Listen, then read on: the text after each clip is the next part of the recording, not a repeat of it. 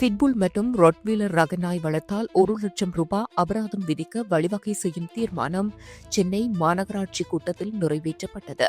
Mayor Priya தலைமையில் சென்னை மாநகராட்சி கூட்டம் கடந்த வெள்ளிக்கிழமை அன்று நடைபெற்றது. இதன்போது சென்னை மாநகராட்சிக்குட்பட்ட பகுதியில் வசிப்போர்கள் பிட்புல் மற்றும் ரொட்வீலர் ரக நாய் வகைகளை வளர்த்தால் 1 லட்சம் அபராதம் விதிக்கும் தீர்மானம் நிறைவேற்றப்பட்டது. ஏற்கனவே இரு நாய்களுக்குமான வளர்ப்பு தடை விதிக்கப்பட்டிருந்த நிலையில் தற்போது தடையை மீறுபவர்களுக்கு அபராதம் விதிக்க நடவடிக்கை எடுக்கப்பட்டுள்ளது. குறிப்பிட்ட இந்த நாயினங்கள் உரிமையாளர்களின் கட்டுப்பாட்டை மீறி ஆக்ரோஷமாக செயற்படுவதாகவும் வீதிகளில் செல்வோரை கடித்து குதறுவதாகவும் புகார்கள் எழுந்த நிலையிலேயே இந்த தீர்மானம் நிறைவேற்றப்பட்டுள்ளது.